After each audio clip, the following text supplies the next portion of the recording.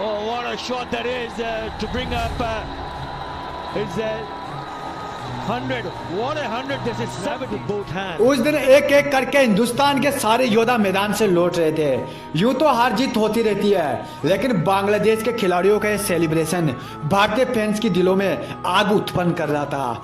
अगर तुमसे कोई पूछे कि विराट कोहली को किंग क्यों कहा जाता है, तो तुम उन लोगों को ये मैच दिखा देना।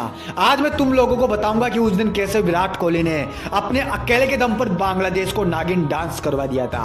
धर्मशाला के मैदान पर बांग्लादेश और भारत के बीच वनडे मुकाबला खेला जा रहा था, जिसमें बांग्लादेश ने भारतीय गेंदबाजों की धज्जियां उड़ाकर 50 ओवरों में 308 रन का एक विशाल स्कोर बना लिया था। जिसके जवाब में पहले तो गब्बर के नाम से मशहूर शिखर धवन, उसके बाद हिटमैन रोहित शर्मा, युवराज सिंह जिन्होंने विश्व क्रिकेट में 6 गेंदों में 6 छक्के मारे हैं, अजिंक्य रहाणे, सुरेश रैना, महेंद्र सिंह धोनी जो विकेटों के पीछे से मैच को पलट कर रखने की क्षमता अपने पास रखते हैं, रविंद्र जडेजा, सभी ने हिंदुस्तान की इज्जत मिट्टी में मिला दी थी।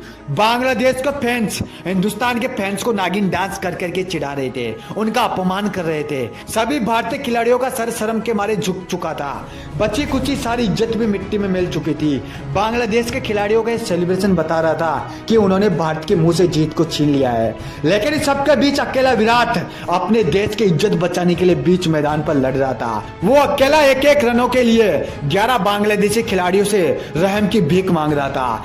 अगर चाहता तो वो भी आउट होकर मैदान से लौट सकता था, लेकिन उस दिन उसने मैदान से लौटने के बारे में नहीं सोचा, बल्कि अपने देश की इज्जत बचाने की ठानी। उसने धीरे धीरे पारी को संभालना शुरू किया और अंत में जब वक्त आ गया कि अब पलटवार करना ही होगा, अब कुछ रास्ता नहीं है, तब संपूर्ण विश्व ने विराट कोहली का असली खेल देखा।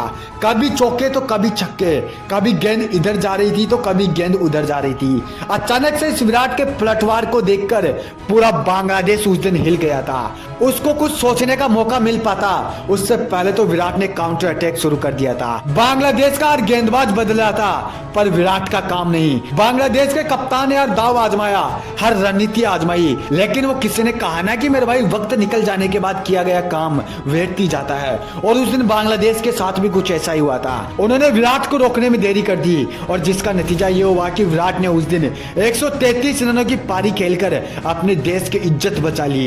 एक हारे हुए मैच में अपनी ताकत, अपनी काबिलियत के दम पर अपने देश को जीत दिला दी थी और वहीं से शुरुआत हो गई थी किंग बनने की कहानी की।